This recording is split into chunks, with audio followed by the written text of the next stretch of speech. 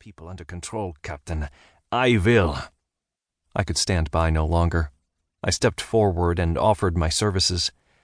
After I'd translated the officer's rant, the gendarme pulled a whistle to his lips to quell the crowd, then stopped and pulled me close. "Tell him they might have some Nordlands next to the dry cleaners." I pointed out the Tabak sign across the road. The SS officer made off without uttering another word, hurling himself forward like a ball player in a scrum. When the crowd closed again behind us, the gendarme was standing next to a group of workers in gas company caps and overalls. The shortest, meanest-looking one crossed his arms high up on his chest and said, "If they pay you enough to take that crap, I'm in the wrong job." His friends concurred, lowing like cattle. "You saw his rank," the gendarme said. "What was I supposed to do?"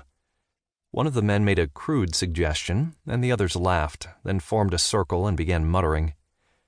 A loose bag underneath the gendarme's left eye twitched, as if a fly was trapped beneath the skin. He was spared further embarrassment when another spat erupted further down the line. An ejected commuter was frantically pointing across the no-man's land of concrete into the station restaurant. Few of us saw the outrage with our own eyes, but word spread like fire over harvest stubble.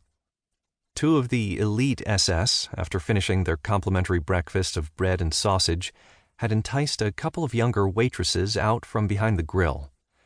Proprietorial arms around thin shoulders, the officers paraded the women past the tables at the window, in full view of the evicted Poles, right through the length of the restaurant into the men's bathroom, from where they had not returned.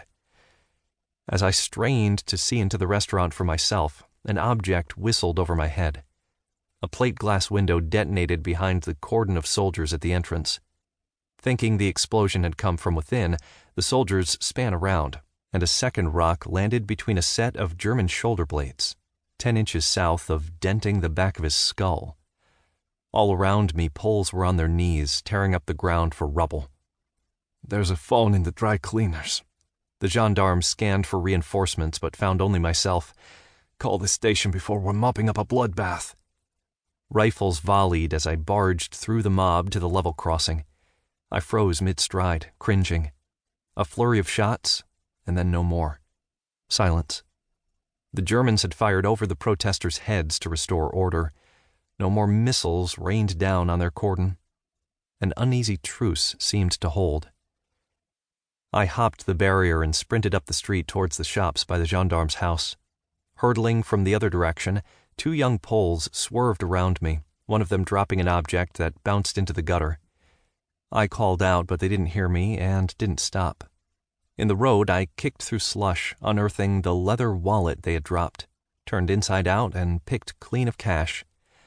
All that remained in the wallet was a Waffen-SS identification card. It belonged to the officer the gendarme had just upset, Oberführer Harry Munke. I recognized the raging face from his photograph. I span round to face the narrow alley next to the dry cleaners. A pair of black leather boots splayed out from behind a dumpster bin. I announced myself as the gendarme's translator. No answer. Nobody else was watching us.